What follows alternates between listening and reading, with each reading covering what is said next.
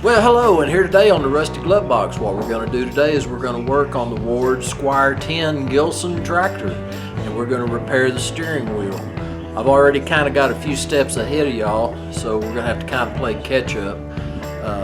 What I've done is I've already applied my epoxy putty and got it shaped pretty much to the final step that I'm going to carry it to, and we're going to put some paint on it. So let me bring you up here and let's check it out. Well, what I did is I used some epoxy putty, and I used a putty like this. It's a two-part putty. It has an A and a B, and what you do is you'll cut off equal amounts. Like what I did, I cut say a 1-inch piece, and then you knead the two together, and it's kind of like working with modeling clay. And so I cleaned the area real good with the wire brush and sandpaper, and then I started applying my putty.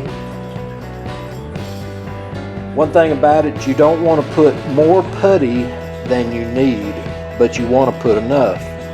If you put way too much, that's just something that you're going to have to take off. And it took me a little bit to kind of get it to the shape that I wanted. You have about 30 minutes work time, and you let it set overnight, and it'll dry and set, and you'll be able to sand it and work it.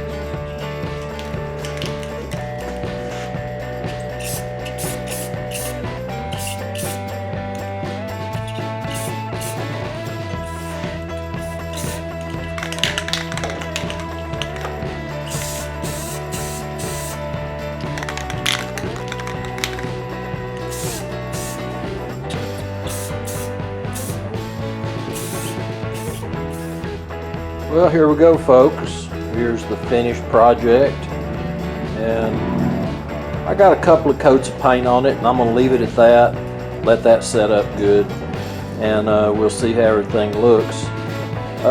The repair, it's acceptable. Does it look brand new?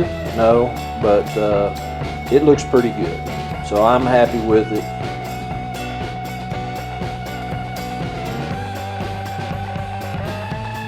Well, guys, I do appreciate y'all coming by and seeing just a little bit of what it took to restore the steering wheel on the Ward Squire 10.